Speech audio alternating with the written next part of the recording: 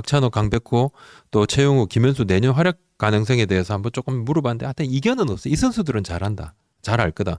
관계자들이 대다수가 자기 몫을 할 선수들이고 부상만 없다면 큰 부침이 없다. 이런 이야기들을 이구동성으로 좀 하고 있는데 A 단장 얘기를 좀 해보거든요. A 단장이 뭐라 그랬냐면 박찬호, 그죠? 두산 갔죠. 강백호, 하나 갔습니다. 그죠? 삼성 간 최용우 선수, 또 KT 간 김현수 선수. 요 선수들이 이 중에 제일 잘할 것 같은 선수는 기대 이상은 김현수가 기대 이상으로 좀 잘할 것 같다. 이런 이야기를 하더라고요. 왜냐하면 잠실에서 벗어나면 타자들은 좀 유리한 게 분명하거든요. 또 이제 김현수 선수가 유난히 또 수원에서 잘했잖아요. 강백호, 박찬호, 최용우 이 선수들은 원래 이제 자신들 능력치 정도는 분명히 또 할 선수들이고 자기가 지닌 실력 정도는 한다. 무너질 선수들도 아니다. 그리고 강백호 선수가 대전에 우익수 뒤편에 이제 몬스터월 요 있는 거 어떻게 될까? 그러면 좌타자인데 그죠? 치면 그게 좀 맞고 2루타가 되는 건 아닌가 홈런 타구가 하는데 뭐 다들 뭐 큰 차이 없을 거다. 강백호 선수의 타구는 그냥 맞으면 그냥 넘어가는 타구들이 많다. 탁 하면 그냥 딱 누가 보더라도 딱 맞아 제대로만 맞으면 어디든 다 넘어가는 그런 타구라서 넘어갈 공 다 넘어가니까 큰 차이 없을 거다. 이런 의견들이 좀 대다수였습니다.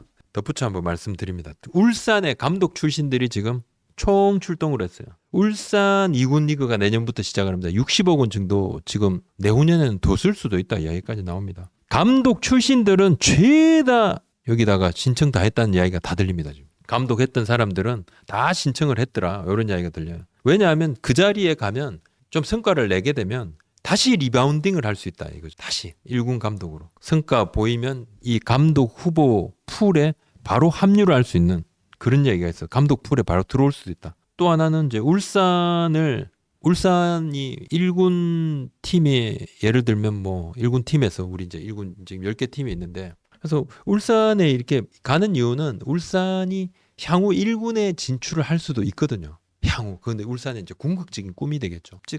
현재로서는 이게 뭐 되나요? 바로 되기는 어렵다. 왜? 팀을 더 늘리는 거는 허구현 총재도 안 된다. 딱 못을 박았어요. 못을 박았고 여러 확장 가능성이 있으니까 그래서 많은 분들이 좀 울산에 지원을 많이 했다 그러더라고요. 장시환 선수는 영경혁 감독이 좀 눈여겨봤다 그러더라고요. 차명수 단장도 눈여겨봤는데 영경혁 감독도 좀 좋게 봤다. 예, 그래서 또 김민수 선수는 김성우 선수 이제 입대 나비 효과로 좀 데려왔다고 봐야 되는데 장시환 선수 같은 경우는 데이터 보고 구속 체크도 해보고 뭐 여전히 이제 147, 148이 나온다 그러더라고요. 피칭 디자인만 조금 바꾸면 해볼만하고 1년 계약, 몸 상태도 조금 봐야 되고 캠프 합류 여부는 뭐 현장에서 좀 결정을 하겠습니다만 장시환 선수는 뭐 현장에 영경혁 감독이 좀 눈여겨봤던 요 부분이 좀 크고 차명수 단장도 좀 오케이를 했고 하여튼 불펜 뎁스 강하죠. 김민수 선수는 뭐 고민하다 데려왔습니다. 삼성에서 포수 김민수 선수 데려왔는데 상무 입대한 김성우 선수 군대 가니까 예비 자원으로 한 명을 좀 딱 옆에 두는 걸로 했습니다. LG가 이렇게 선수들을 조금 보강을 했는데 이 선수들은 뎁스 강화 차원이라고 좀 봐야 될 것 같고 홍창기, 박동원 선수에 대한 질문들이 계속 많아요. 차명석 단장이 어제 호주를 다녀왔습니다. 내년 뭐 아시아코트 관련 선수들도 조금 보고 두루두루 좀 보려고 선수 보러 다녀왔는데 아시아코트에 호주 선수들 스프링 캠프에 애리조나를 가는데 갑자기 호주를 간 건 아시아코트 때문에 갔고 WBC 호주 대표팀 요 준비를 하고 있는 선수들도 꽤 있고 해서 좀 봤는데 아직은 이제 몸들이 좀 덜 만들어졌기 때문에 투수 위주로 봤거든요. 투수 위주로 봤는데 구위가 상당히 좋다 이런 생각은 좀 못 가져봤다 이야기를 하더라고요. 미세골절은 뒹굴레차 떼굴떼굴 그때 참여해서 다녔는데 떼굴떼굴 굴러가지고 오른쪽 여기 갈비뼈 늑골, 미세골절 있었는데 많이 좋아졌대요. 많이 좋아졌고 햄스트링도 많이 좋아졌고 그때 디디면서도 햄스트링 왔는데 많이 좀 좋아졌다 그러더라고요. 그리고 홍창기, 박동원 선수는 아직은 선수들 쪽에서 이야기가 없습니다. 1월쯤에 좀 이야기를 하진 않겠나. 왜냐하면 뭐 BFA 단연 계약을 협상을 한다 안 한다 이야기를 해야 되니까 뭐 그때 좀 하지 않겠나. 만약에 이제 BFA 단연 계약을 안 하고 FA로 나가면 유리를 할지 안 할지 뭐 알 수는 없습니다만 선수들이 사실은 좀 갑인 측면이 조금 있죠. 아직은 모르지만 하여튼 1월쯤에는 이야기를 하지 않을까 구단에서 생각합니다. 그 이야기를 해달라 하니 그래야지 협상 들어간다 이야기를 했는데 선수들이 좀 뭐 알겠다 하고 아직은 답변을 안 준 상태라고 이야기를 하던데 뭐 예를 들면 좀 더 큰 금액을 들고 팍 안기면 선수들이 갑자기 협상 테이블로 이야기 좀 더 들어보겠습니다 하고 글쎄요 뭐 나올지. BFA 단연 계약 같은 경우는 선수가 갑이죠. 뭐 노시안이라든지 원태인이라든지 구자욱 선수도 마찬가지입니다. 홍창기, 박동원 선수도 마찬가지입니다. 구단들은 하고 싶어 하죠. 왜냐하면 경쟁이 들어가면 아무래도 올라갈 여지가 있어요. 이 선수들은 자기 역할을 할 거라고 보고 내년에 오히려 뭐 성과를 내는 게 쉽지 않다고 보이면 구단이 먼저 나설 필요가 없지만 기복이 없는 선수들 있잖아요. 그런 선수들은 미리 이렇게 또 선배를 하는 게 보통은 유리를 하죠. 선수들이 급할 게 없습니다. 이런저런 이야기 다 들어보고 판단을 하겠죠, 선수들이 요즘. 그리고 실제로 현장 담당자들한테 물어보면요. BFA 단연 계약을 제시를 하면 받아들이는 확률이 50%가 안 된다 그러더라고요. 선수들은 가치라는 것이 계속적 기대치가 높아지고 선수의 기대치는 사실 경쟁이거든요. 경쟁이 생기면 그 선수의 몸값 자체가 비딩이 되니까 쫙 올라가는데 야구판이 계속 커지잖아요. 구단들 수입이 지금 많이 늘고 있습니다. 셀캡은 해마다 5%씩 계속 올라갑니다. 갈수록 이 야구 시장은 돈이 모인다고 보는 게 맞아요. 또 실제 그렇지 않습니까? 구단들의 수익이 굉장히 늘었거든요. 그렇다 그러면 몸값도 자연스럽게 올라가겠죠. 뭐 노시안, 원태인, 구자욱 이 선수들을 안 잡으면 구단이 궁지에 몰릴 것은 불을 보듯 뻔합니다. 그래서 구단이 쫓기는 입장이에요. 그래서 쫓기죠. 불안하다. 불안. 그리고 이 협상 과정에서 무슨 이야기들이 나와가지고 선수가 기분 상할까 되게 좀 걱정을 많이 하더라고요. 표현도 그래서 사실 조심스러워하고 하나에서 타자 기록은 아마 노시안 선수가 하나 타자들 FA 기록은 당연히 깨겠죠. 뭐 솔직히 현재로서는 강백호 선수의 4년 100억은 넘었을 것 같아요. 우타, 거포, 삼루, 내구성까지 점죠. 또 뭐 그런 거 다 합치면 뭘 넘죠. 또 원태인 선수는 투수, 전체 투수에서 넘버원 당연히 찍을 거고 구자욱 선수는 타자 당연히 찍을 거고 5년에 120억 원에 구자욱 선수가 계약을 했을 때 그 당시에 홍준학 단장이 선수한테 너무 고맙다. 선수한테 너무 고맙다. 그 이야기를 했어요. 남아줘서 너무 고맙다 이야기를 했는데 사실 이제 뭐 안 했다 그러면 구자욱 선수가 글쎄요. 뭐 FA로 나갔다 그러면 이 돈 이상 이 돈 정도는 최소 받지 않았을까 싶습니다. 나왔더라도 이 돈은 무조건 받았을 겁니다. 더 많이 받을 확률이 좀 더 높다고 봐야 되겠죠. 그런 것도 있고.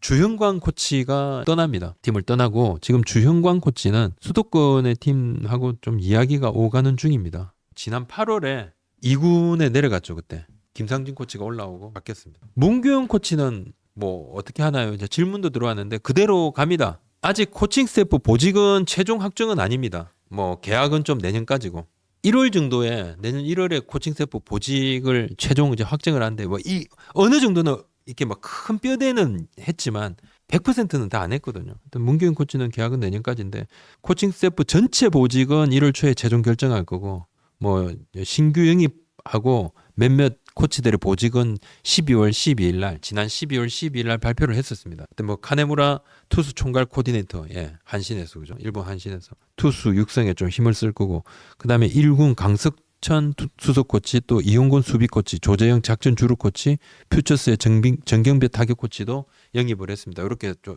있고 방출 선수를 영입을 그러니까 뭐 예를 들면 LG의 뭐 장시환 선수라든지 그죠? 김민수 선수를 데려온 것처럼 영입할 여지가 있느냐. 현재로서는 방출된 선수 중에서 영입을 계획하고 있는 선수는 없는 것으로 파악을 하고 있다고 관계자가 그러더라고요. 김상수 선수는 협상을 하고 있습니다. FA 선언을 안 했다 그러면 구단하고 연봉 재계약을 당연히 했을 거고 FA 선언을 했는데 본인이 한번 나의 가치도 한번 보고 싶다 이야기를 했습니다. 롯데의 내년은 좀 어떠나 올해 롯데는 굉장히 조금 아쉬웠죠.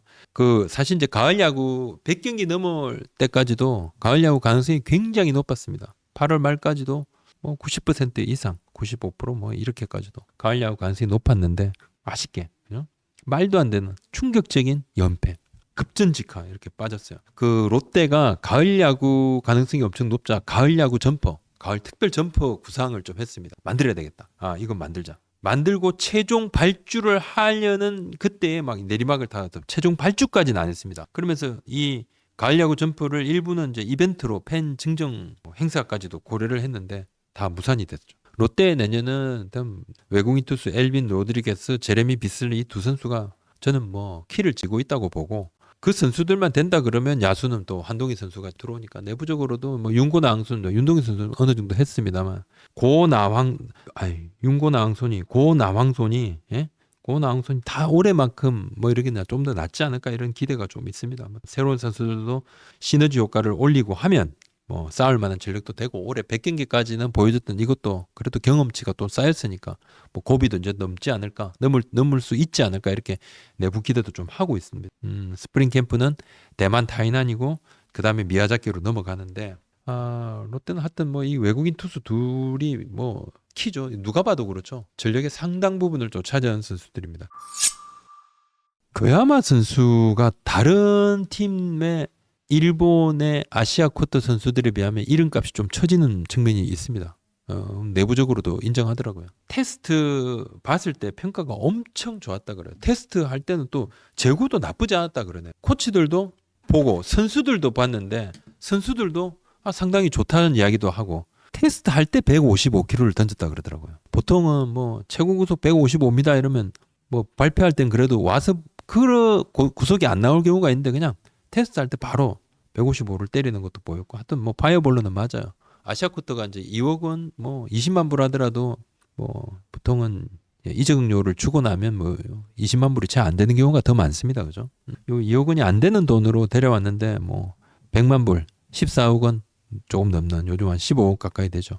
외국인 투수, 외국인 선수의 기대치에는 좀 못 미치만 그래도 이 교야마 선수가 선발도 되고 뭐 불펜도 되죠. 하여튼 좀 일본 리그에서 1000이닝 이상 던졌던 요 경험도 좀 있고 하니까 타 팀의 아시아 쿼터에 비해서는 저는 이름값은 좀 그랬지만 이제 우리가 이제 ABS는 빠른 공을 던지는 제구가 조금 덜한 선수들이 ABS는 상당히 좀 이득을 보더라고요. 제구가 조금 덜한 선수, 공빠른 선수가 ABS는 이득을 보고 외국인 선수도 이득을 조금 많이 보고 이게 공통적인 지금까지 다 뭐 이구동성으로 다 이야기하고 있습니다. 왜 그러냐? ABS는 선입견이었거든요. 심판의 선입견이 없다. 그게 가장 큰 것 같아요. 그런 부분도 조금 감안을 하고 뚜껑 열어봐야 됩니다. 하여튼 뭐 그렇지만 젊고 경험도 좀 있고 구위가 좋고 제구가 조금 그렇지만 그 부분도 팀 내에서 충분히 이 정도면 괜찮다. 이렇게 평가를 하고 투수들 같은 동료들이 보고 정말 괜찮은데 하고 다 괜찮다는 이야기를 많이 했대요. 타자들도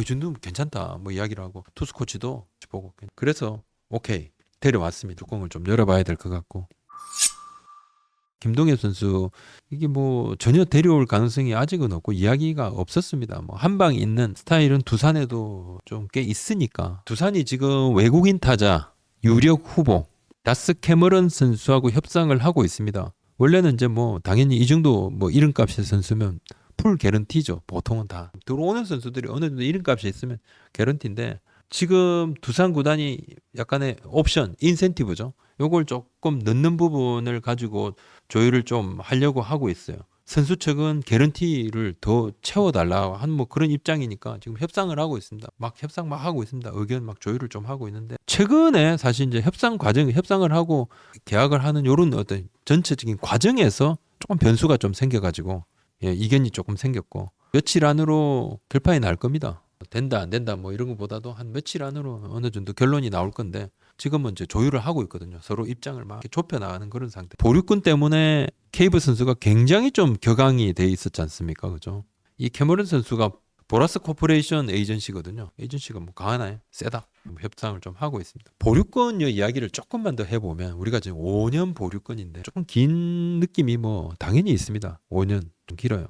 근데 보류권을 묶으면 뭐 묶는 구단도 있고 조금 요즘 풀어주는 구단도 있고 한데 이게 선수의 앞길을 위해서도 있지만은 미래를 위해서도 구단의 미래를 위해서도 왜냐하면 보류권을 묶으면 소문이 딱 나면 에이전시들 사이에서 저 팀은 보류권을 너무 많이 묶더라 선수를 잘 안 보내려고 그러고 에이전시하고 좀 틀어지면 선수 수급하는데 어려움이 조금 있는 측면도 있대요. 왜냐하면 구단들에서 그런 이야기를 하더라고요. 그러니까 고민인 거지. 마냥 보류권을 다 풀어주면 이 선수들이 또 가서 부메랑이 돼서 맞기도 하고 그러니까 그래서 또 풀어주기도 하고 또 보류권 풀면 또 우리 팬들께서 이렇게 당할 건데 보류권을 왜 풀었어 그런데 보류권을 다 묶는다 그러면 나중에 또 협상할 때 이게 또 어려움이 되고 족쇄가 되고 그런 측면이 있고 고민된다. 보류권 많이 묶는 팀은 에이전트가 꺼리고 그 팀을 소개할 때 저 팀은 보류권 너무 많이 묶고 뭐 이런 이야기까지도 하고 특히나 에이전시가 대형 에이전시일 때는 보류권 푸는 부분은 요거 가지고 고민이 좀 많이 되죠. 무조건 묶는다 그러면 에이전시가 대형 에이전시면 좀 그렇습니다.